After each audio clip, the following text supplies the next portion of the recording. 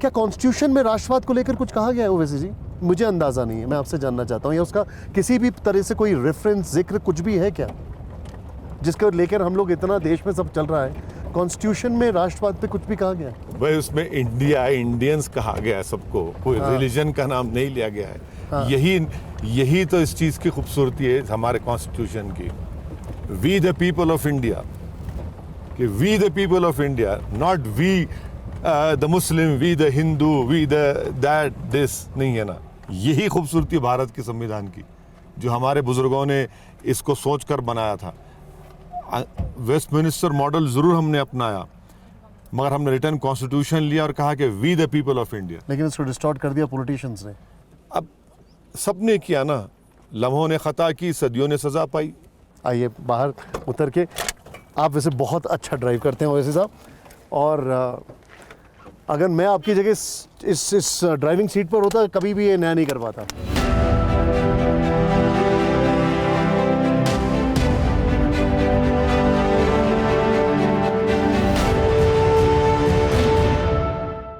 ओवैसी साहब, अब हम ओवैसी साहब के साथ आ गए हैं। ये है इंडस रिवर, और ओवैसी साहब ने वैसे ही आपको बताया अभी, ओरिजिन्स में भारत के कई सारे फैक्टर्स हैं, उनमें से एक ये भी है।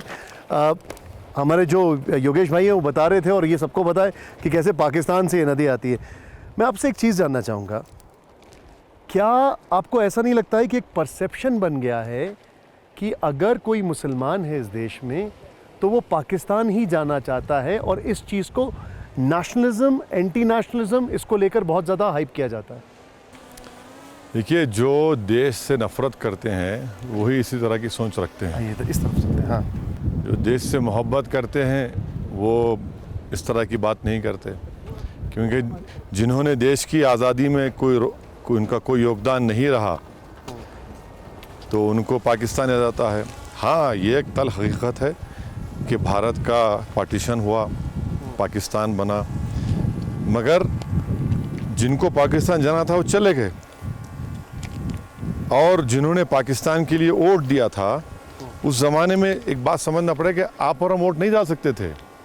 वोट वही डालता था जो नवाब था, जो डिग्री थी, जो एक किस्म का इनकम टैक्स अदा करता था। तो एक इलीट क्लास को वोट डालने का हासिल था, और वो भी बिल्कुल चंद फीसद या परसेंटेज। मेजॉरिटी तो वोट डाल ही नहीं सकती थी। नहीं, लेकिन आज अब मैं आपसे पूछता हूँ, ये सवाल क्यों पूछ रहा हूँ, जब हम लोग राष्ट्रवाद की बात करते हैं तो एक हिंदू राष्ट्रवाद की बात होती है, एक गैर हिंदू राष्ट्रवाद की बात होती है। क्या इसको आप कैसे असेस करते हैं? देखिए, हिंदू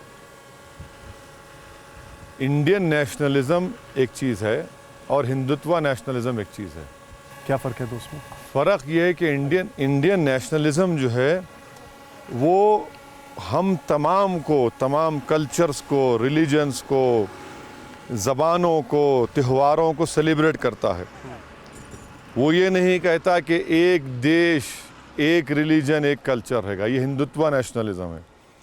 जो इंडियन है, ये हिंदुत्व नेशनलिज्म कहता है कि एक देश, एक कल्चर, रिलीजन। जो इंडियन नेशनलिज्म बोलते कि भाई बस ये सब एक इस देश के एक गार्डन है, इसमें हर तरह के फूल फलेंगे, फूलेंगे, आगे बढ़ेंगे।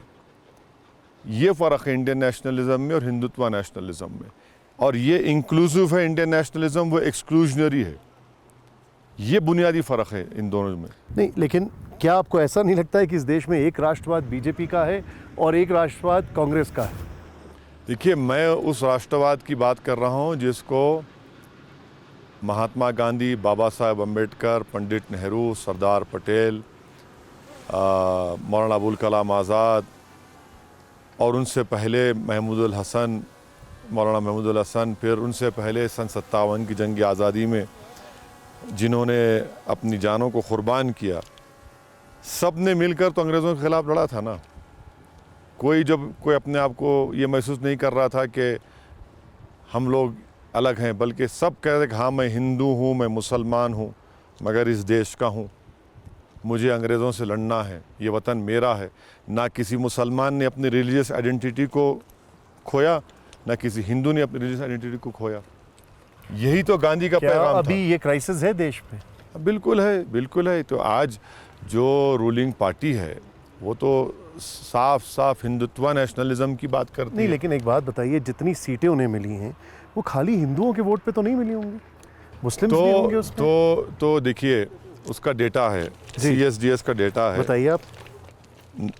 भारत के प्रधानमंत्री मोदी को 2014 में 31% हिंदू वोट मिला और 19 आते आते 37% हो गया। तो एक ही कम्युनिटी है जिसका वोट नहीं बढ़ा नरेंद्र मोदी को। 6% वोट मिला मुसलमानों का, 14 में, 19 में उतना ही मिला।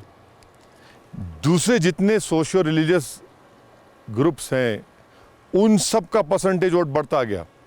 तो क्या पैन इंडिया आपको कोई ऐसी पार्टी दिखती है जो पैन इंडिया उनको रिप्रेजेंट करेगी अभी के हालात में, या अलग अलग पॉकेट, जैसे समाजवादी पार्टी को यूपी में देखा जाता है, आपका एक अपना नीश देखा जाता है? समाजवादी पार्टी कहाँ रही? समाजवादी पार्टी को परसेप्शन तो है ही ना? समाजवादी पार्टी की हिस्ट्री में बल्कि उत्तर प्रदेश की पॉलिटिक्स में अगर मुसलमानों ने 90% अगर वोट दिया किसी पार्टी को, समाजवादी को दिया इस विधानसभा के चुनाव में, तब भी भाजपा को नहीं हरा पाए। तो ये क्या बताता है? इनकी कॉम्पिटेंस और इनकी क्रेडिबिलिटी को बताता है कि भाई जहाँ से आप चलिए चुनाव हार गए विधानसभा का, जहाँ से आप MP हैं, सांसद थे, जिस सीट पर आपने 19 में 1.5 लाख वोट से जीता, आज वहाँ 6,000 वोट से हार गया। ओवैसी साहब, अब मैं आपसे एक ऐसा सवाल पूछूंगा जिसका जवाब हम हर कोई जानना चाहते हैं। आपने समाजवादी पार्टी पे क्वेश्चन किया, आपकी जो पार्टी है बिहार में, उसके अपने MLAs टूट रहे हैं, उसको आप कैसे देखते हैं? तो अब उनको भाग गए, वो धोखा दिए। धोखा क्यों? क्योंकि देखिए ये हमारी लड़ाई जो बिहार की, जो सीमांचल की इंसाफ की लड़ाई थी, और हमने साफ कहा था कि सत्ता से हमको मतलब नहीं है, सीमांचल के इंसाफ से हमको मतलब रहेगा। और वो सीमांचल में सिर्फ एक समुदाय के लोग तो नहीं थे। आज आप ये पानी देख रहे हैं ना, आप हर साल चले जाइए, सीमांचल में ज़मीन कटती जाती है, 100 एकड़ ज़मीन कटती है, खेत कट जाते, ज़मीन कट जाती, कोई पूछता नहीं है। वो लड़ाई सीमांचल की थी, पूरे बिहार पर, बल्कि भारत का सबसे बैकवर्ड रीजन सीमांचल है। अगर वो उन लोगों को धोखा दिए हैं तो वो जनता जवाब देगी।